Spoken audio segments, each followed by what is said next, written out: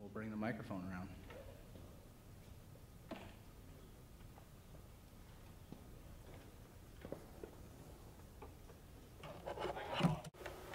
My question is, assuming that the process goes, you've laid out a timeline fairly clearly, assuming everything flows like it should, and at the end of September of next year, a plan is arrived at that the Corps can support, and it was decided to go forward with, how long of a term operation would be expected for this lake?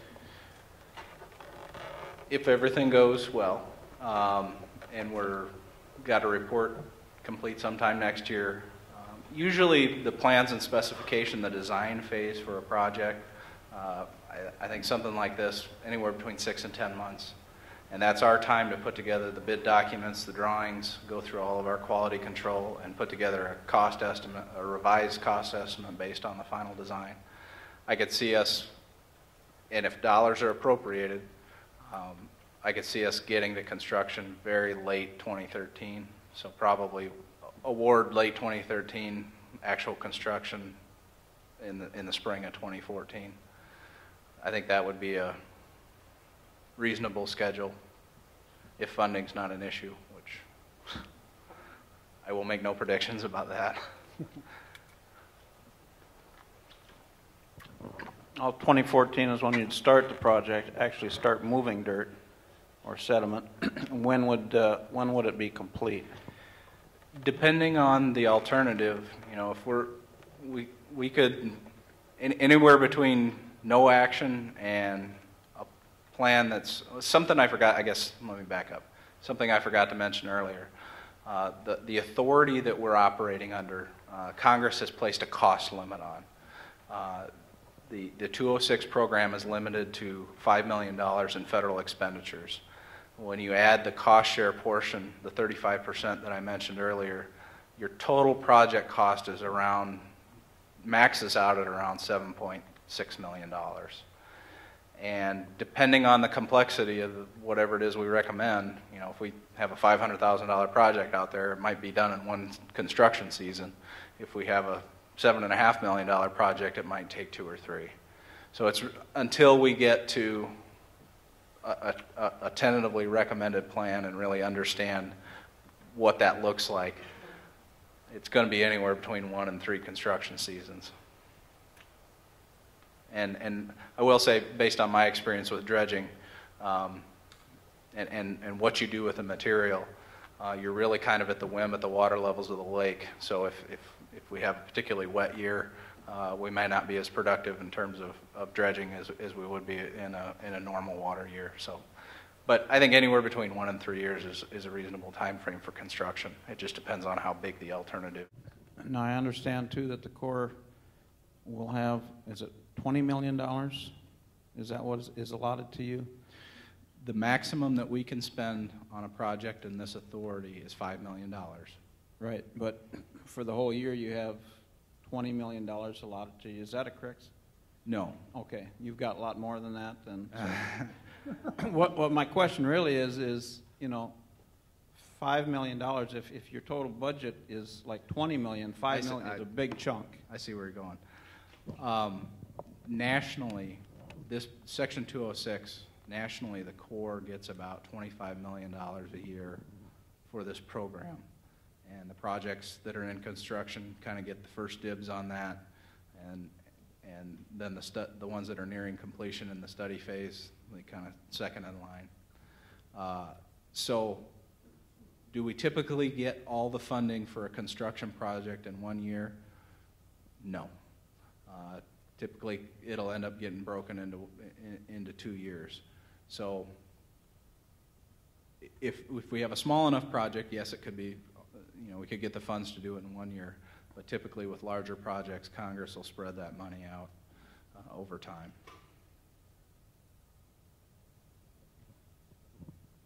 Christopher Schaff, Freeborn County Commissioner. Just hope that you're aware that we're in contact with the Minnesota DNR because we're trying to extend the bike trail, which includes bridge over the northeast portion of Albert Lee Lake. Okay. And I'm not sure how that affects the dredging in that area. And then the one question I would have is there anything, or does any of this plan talk about cormorants? I don't know if you're aware of that. There's quite the infestation out by the state park in some of the bays back there. They're all over and they destroy the vegetation on the side, and so that would ultimately destroy some of the erosion of the banks and such.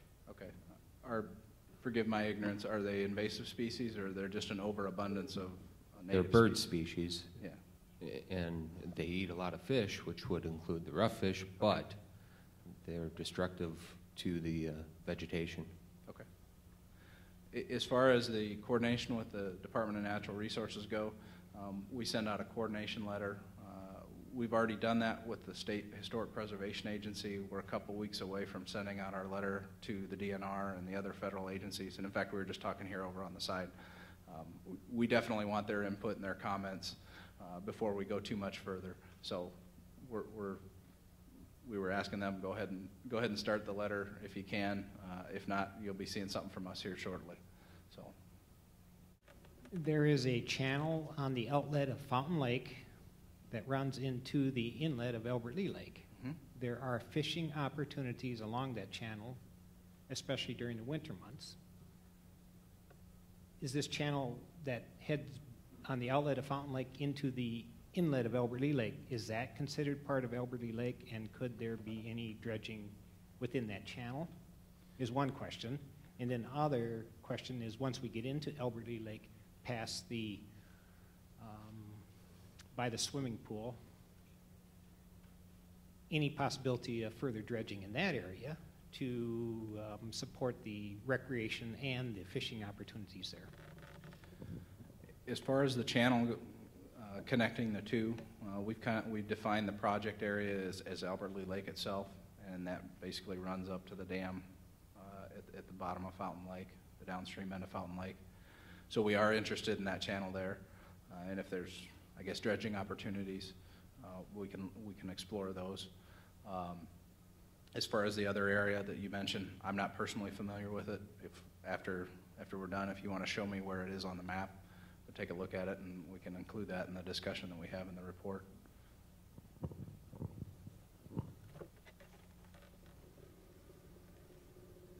Just for my own benefit, were any of the areas that I identified anywhere near that area? Okay. Okay. And like I said, when we get down to looking at what the actual depths are and what the how much sediment is between the original lake bottom and where the lake bottom is now, that's going to expand or contract some of those areas. And so if you can help me identify where that area is, maybe there's an opportunity to expand that area a little bit into what you're talking about. Marshall, could you explain how the Corps could possibly, this plan could work in conjunction if the Watershed Board comes up with an overall management plan in a vision of Albert Lee Lake? Can the Corps program, can the Corps plan work in conjunction with that plan? Are they mutually exclusive? Is it one or the other, or can it work in conjunction? I think they can work in conjunction. As we've started this process of inventory and analysis, we've looked at the existing management plan for the lake, and what I've done in the report is I've said, here are the things I've documented, here are the things that are important to the watershed district as reflected in that plan, and kind of crosswalked the goals and objectives there with the things that we're able to do, so that we can provide that to our higher headquarters. But then that also sets the stage for saying, why is this project important? It's because it fits into a larger vision of what the community wants. In fact, one of our budget criteria when we submit projects is, is this a standalone effort? Did the Corps and somebody just come up with this idea, or is it part of a more thought out process that's supported by a larger group of people? And so I think if there's a process whereby that management plan is updated or revised or new information is provided, we're going to include that in our report, and we're going to try to, where the relationships exist between what we're doing and that plan, we're going to try and highlight those things. so that we can make a better case for our project, but then also bring attention to you, the larger effort. In terms of, some folks have asked us about, well, can we dredge the whole lake? Because we have this cost cap that I mentioned earlier, that's probably not an avenue that the Corps can go down, but we can assist, particularly with the data that we have now and the analysis that we're going to start doing. We can assist in maybe identifying some of those larger areas that could be dredged. You know, we can't tell you to go do it, but we could say, here's the quantities involved, here's a rough cost for those types of things, and provide you use this study as a vehicle to provide you some information that then you can use locally to make decisions. Does that get to? Perfect. Is there a date that you would need, you know, when you looked at your timetable, is there a date that you would need that updated plan to factor into your project?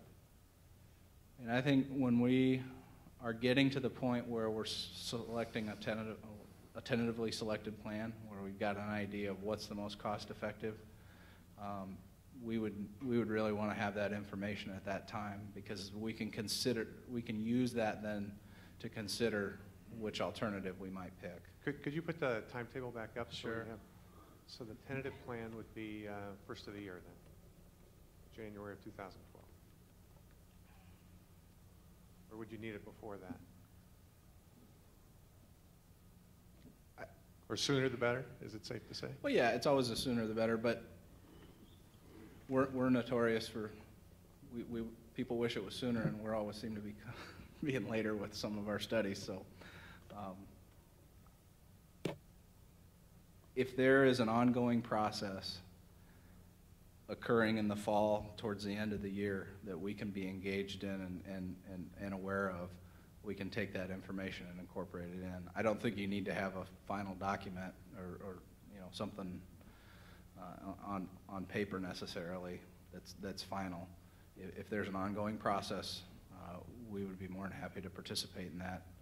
And would that involve you yourself coming and contributing? Yeah, Wondering, I'd be happy to do that. the cost on dredging, you got kind of an estimate on a per yard basis? This project here, which is we're in the process of constructing right now, is running about $13 a cubic yard. Now, this is on a major river with access to heavy equipment and floating plant. I think that's going to be a different situation here. Probably smaller scale here than what we're doing there. It really comes down to, there's hydraulic dredging and mechanical dredging. Hydraulic dredging is a lot cheaper, but you're spending your time and effort moving mostly water, and you need usually an on-land placement site for that. Mechanical dredging, you get a lot more material in the bucket when you're dredging it out of the lake, but it's a lot more expensive and time-consuming. I'd go with the $13 that we've got right now, and that's mechanical dredging. It just depends. I don't know what the local contractors around here might bid on something like that. So I don't want to throw out a number because I know it's going to be wrong. But my experience is anywhere between $8 and $13 a cubic yard. Okay, just curious, the studies that are being done, you know, if you've got $7 million, is that the studies being done, does that now get subtracted out of that $7 million? Yes. So anything you're doing in the lake bottom and that kind of stuff comes out too? That total project cost is the study, the design, and the construction all rolled together. Because $7 million sounds like a lot, but this is a big project. Marshall, this isn't really a question. I'm Randy Kerr from the Albert Lea Freeborn County Chamber. And our Lakes Restoration Committee goes back 40 years, and their focus on the water quality, et cetera, here. And I think probably 16 years ago, maybe even a little longer than that, did the first ever lake cleanup in Albert Lea Lake. And from our standpoint, we've supported the watershed's efforts. And I believe that this kind of project has benefits that probably are side benefits that are not core benefits. You know, they're not habitat, but there are benefits to the community as a whole in terms of attracting things, attracting businesses, attracting revenue streams that currently are not visiting our community. And I guess I just really wanted to reinforce the fact that the Chamber continues to support any effort we can do to improve the lakes in this county, because they're a fabulous resource and they're a very rare resource, and we need to take care of it. 5th District County Commissioner. And I'd like to know, you work with the landowners and stuff with lakeshore restoration where it's eroding and stuff from the banks. What would you do there? And what will you do to eliminate the rough fish? As far as the shoreline erosion goes, I think we just got our hands on the data and we're starting to look at it. I think the best opportunity for us to address that is kind of managing from within the lake. What are the things causing it within the lake that we can have an impact on? We've talked about going out and meeting with individual landowners, talking about the kind of things that we could, is there hard structures that we could put in place? Really, that's going to come down to, how much sediment is that site actually contributing to the lake? I think what we'll do is we'll take that data set that we have of the shoreline erosion and try to come up, I know the Watershed District started a ranking process with that, try to come up with an erosion rate and how much material is being lost, and really try and pick those high contributors as a place to start. And really, if we can deal with the issue from within the lake, that's going to be the most cost effective for us. But if there's a site that really needs work and it is cost effective for us to do and there's habitat benefits to do it, we'll work with the landowners. We will rely on the Watershed District to help us work with the landowners to explore those ideas. And there was a second part to your question, and What will you do about trying to eliminate the rough fish in the lake? We've been up here a couple of times and looked at some of the work that's been done on some of the other lakes, particularly with basically killing off the lake using rotenone, those types of things. We've looked at, we'll look at chemical control. In a lake this size, I don't know. You can try and balance the carp with the native species and try and manage it from that standpoint, or you can try and wipe the slate clean and start over with some stocking. Both of those have drawbacks to them, obviously, particularly with the chemical application on a lake this big. But at the same time, the benefits might be worth that investment. I honestly don't know. My fisheries biologist, who I actually wanted to be here, he's on duty in Alabama helping with a tornado, so I would normally turn that question over to him. But I think it's going to be, we're going to look at a couple of different alternatives, and it's going to be a trade-off. Which one, from a cost-benefit standpoint, but then potentially what are the adverse impacts of large-scale chemical control? So just for clarification, pretty much everything's on the table right now. You're going to look at what you consider to be the best option for the overall projects, for what the goals are within the Corps and the community. Yes. Okay. And as a public recording of this, then it's also important that you have documentation that you have support from the community. Absolutely. Okay. Well, as a member of the community, thank you for being up here looking at this. It's been reiterated by a number of people here that we spent years working to improve the overall environment in Freeborn County, because it is a true natural resource. It's a real gem down here. And so we do appreciate you being up here and looking at different options. Thank you. Just to expand on the first question, everything's on the table. I get it. As many people that there are here, and I know there's other folks who couldn't make it. So a lot of folks who care about the resource. There's a lot of different visions for what that resource might be. And it's really our job to lay it all out, convey to you, here's the cost, the benefits, here's the trade-offs. Everything gets evaluated individually, but then what are the combinations that you could put together that might, what those might look like. And really, let the facts speak for themselves in terms of what decision, what recommendation we make. And then it's kind of, you know, the community has a conversation to have about what, whether they like that or not. Usually, by the time we get to a recommended plan, like I said earlier, we're not going to come in here with something that is not supported.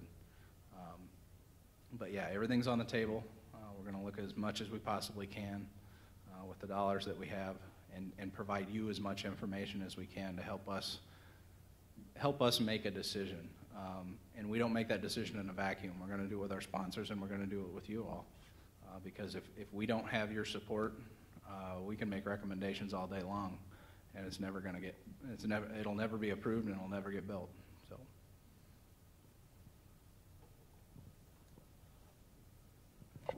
Has the Corps been excuse me, has the Corps been monitoring the movement of this Asian carp up the rivers? That's a big fear for us in Alberta Lake. We have been monitoring the movement of Asian carp primarily through the Illinois waterway and the upper Mississippi River. I know that there was reports just 2 weeks ago that they found DNA samples in the St. Croix River in Wisconsin. Is that in Wisconsin? Yes. I don't know what the situation is in the Shell Rock River or the lower river.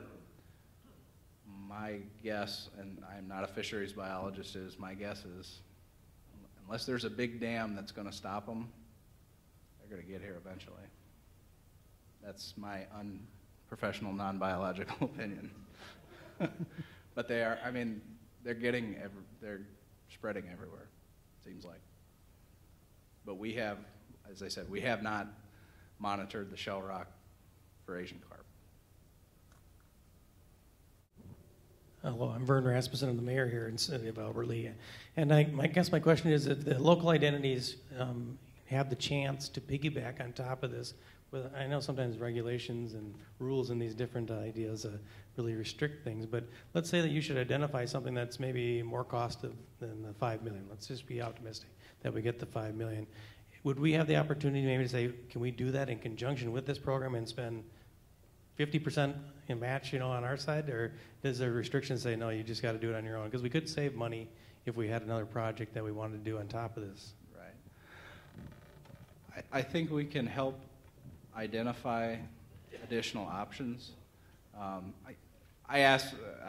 been asked this question before, and I went to my higher headquarters and I said, well, if it looks like I have a project that might be bigger than the authority that I'm currently under, you know, what do I do?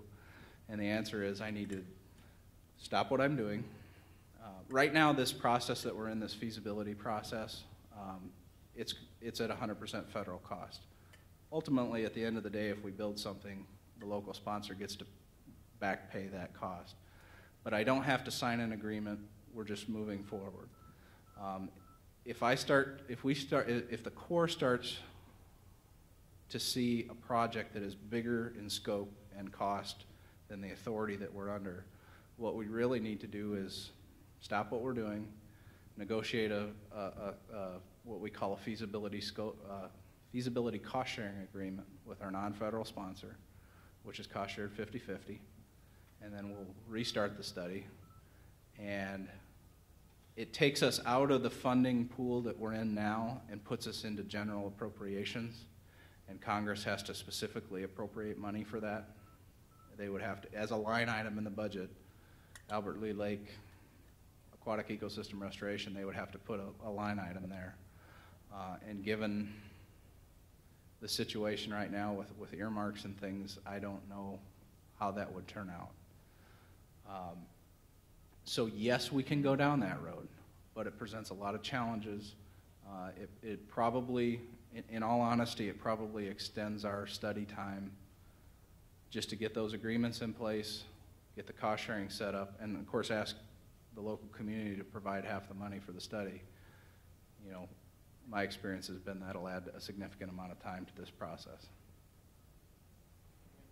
I was also asking if it's possible that right now you're set up at 7.6, you know your portion, it's your maximum under this funding. But if the watershed district or the city or the county was working with other agencies and they had, we pick a number, 5 million, that wouldn't affect your 5 million. No, Isn't that what you were if there was additional things that the local community felt it was worth investing in,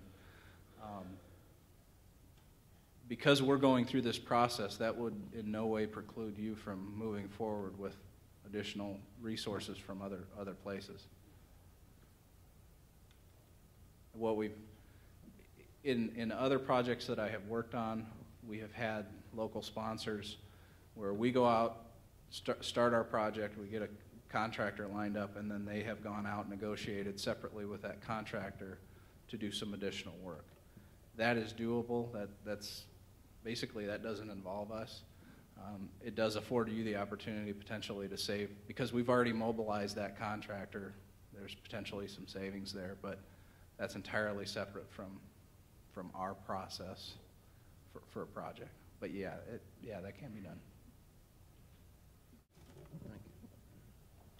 Marshall, on what scares me is the chemical residue that's in the bottom of the lake.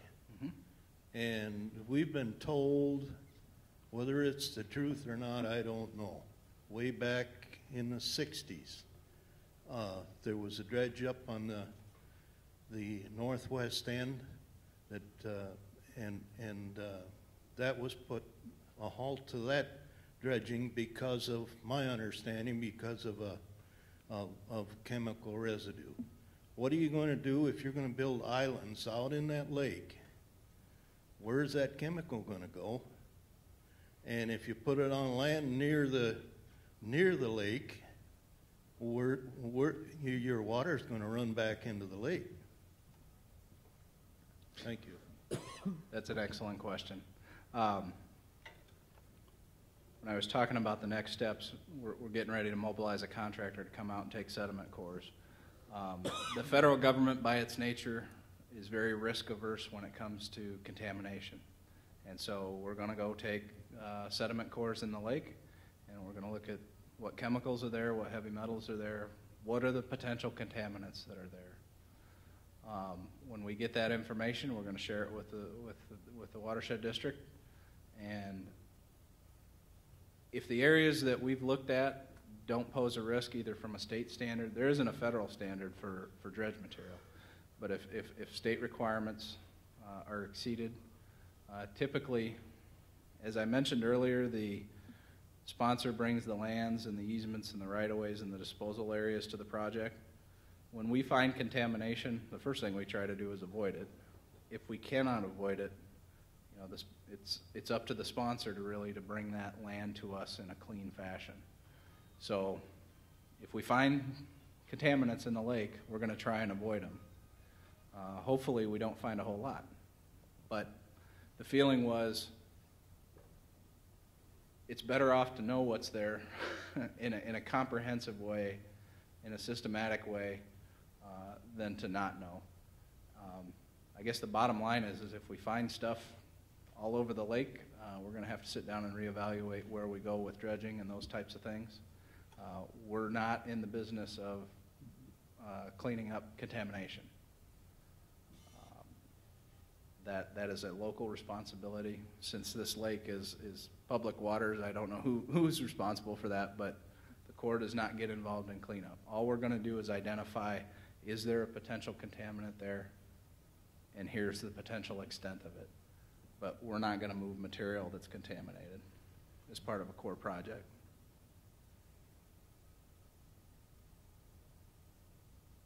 Does that, I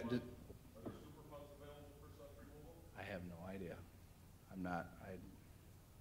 The EPA would be the best source for that. Hi, my name is Rick Mammel. My wife and I are foreigners here. We arrived here 4 years and 4 weeks ago.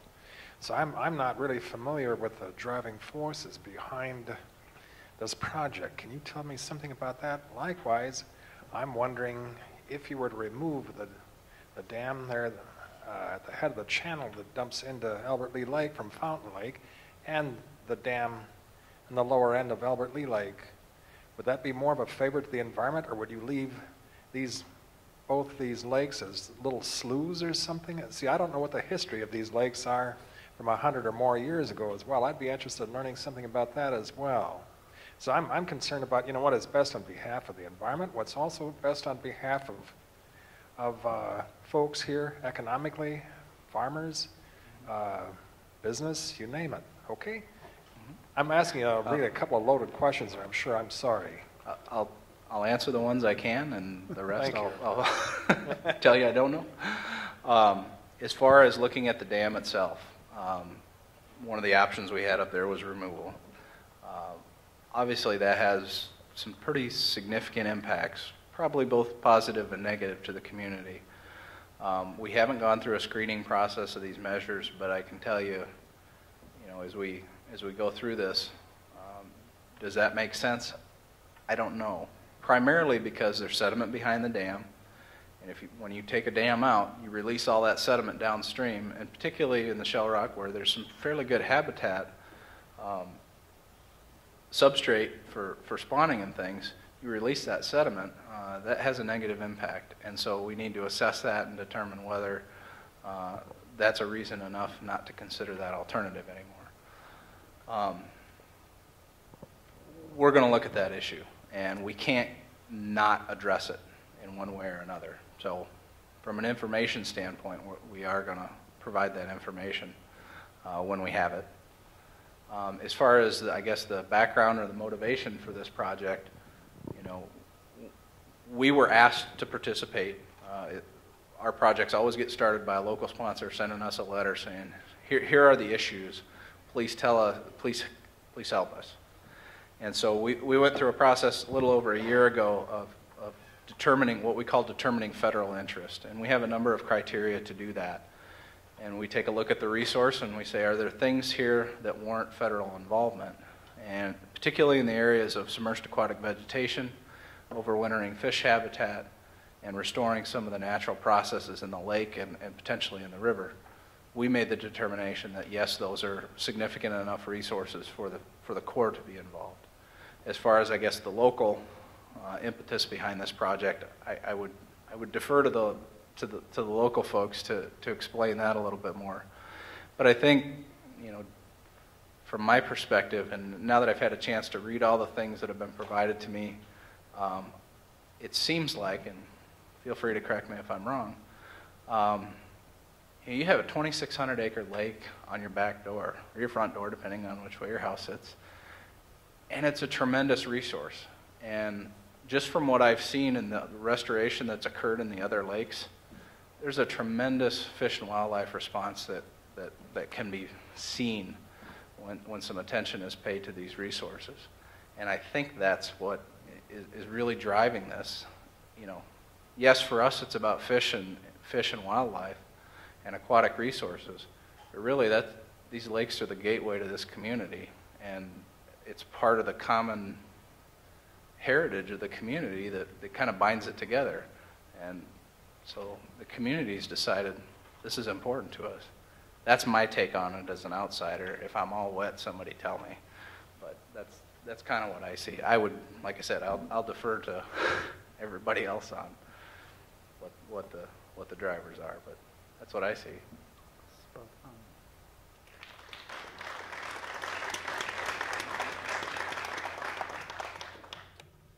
Hello, for those who don't know me, my name is Andy Henschel, and I am the project manager for the Watershed District on this project. And for those who are new to the community, welcome.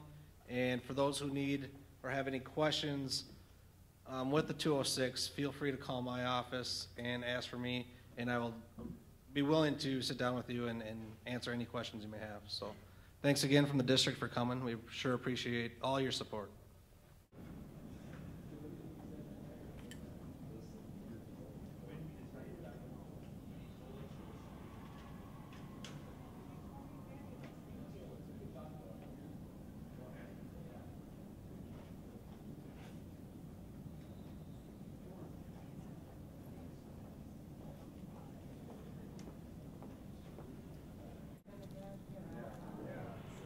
You have an outside perspective, that's good. Well, I don't know that I had an outside perspective. I really had no perspective because I am a foreigner here. Maybe I'm wrong here.